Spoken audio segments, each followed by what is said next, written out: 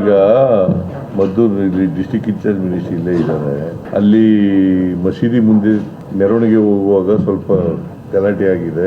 ಲಘು ಲಾಠಿ ಪ್ರಹಾರ ಕೂಡ ಮಾಡಿದ್ದಾರೆ ಪೊಲೀಸ್ನವರು. ಯಾಕಂತಂದ್ರೆ ಪೊಲೀಸ್ನವ್ರ ಮಾತು ನೀವು ಇಲ್ಲಿ ನಿಲ್ಬೇಡಿ ಹೋಗಿ ಅಂತ ಹೇಳಿದಾಗ ಕೇಳಿಲ್ಲ. ಅವರು ಗುಂಪು ಕಟ್ಕೊಂಡು ಗಲಾಟೆ ಮಾಡಕ್ ಶುರು ಮಾಡಿದ್ದಾರೆ.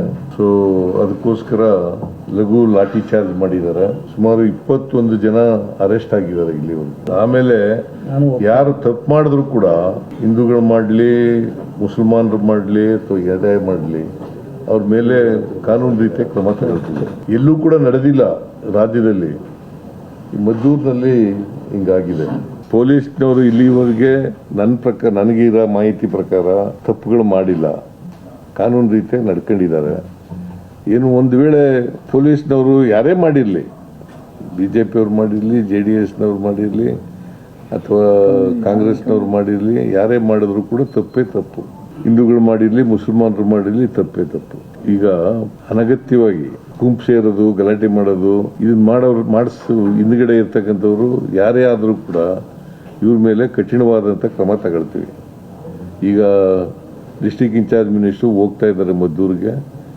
ಮದ್ದೂರಿನಲ್ಲಿ ಹೋಗಿ ಆ ಪರಿಸ್ಥಿತಿಯನ್ನು ಅವಲೋಕನ ಮಾಡಿ ಏನು ವರದಿ ಕೊಡ್ತಾರೋ ಅದ್ರ ಮೇಲೆ ಕ್ರಮ ತಗೊಳ್ತೀವಿ.